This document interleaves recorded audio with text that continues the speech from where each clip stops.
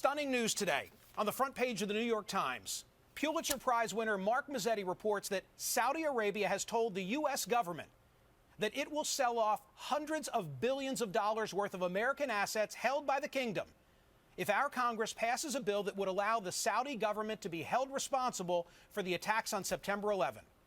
The article states that the Obama administration has been lobbying members of Congress on the side of the Saudis. And this news comes just 4 days before President Obama travels to Saudi Arabia. It raises a concern that I have often spoken about, an inexcusable lack of transparency. Here's what you need to know. The 2004 report of the 9/11 Commission concluded that there was, quote, no evidence that the Saudi government as an institution or senior Saudi officials individually funded the organization of the 9/11 plot.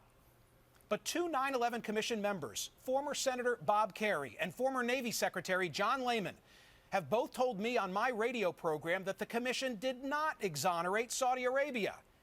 And before the work of the 9/11 Commission, there was a 2002 joint congressional inquiry into the attacks, which were perpetrated by 19 hijackers, 15 of whom were Saudis, as was the mastermind Osama bin Laden. 28 pages from that report have never been publicly released, and some who've read them say that they cite evidence that Saudi officials living in the United States played a key role in the plot. The allegation is that a Saudi government agent named Omar al-Bayoumi provided assistance to 9/11 hijackers Nawaf al-Hazmi and Khalid al-Midhar. President Obama has long promised to unseal these documents, but he hasn't, and that's a disgrace. Never forget, that's the refrain we often repeat with regard to the events of September 11.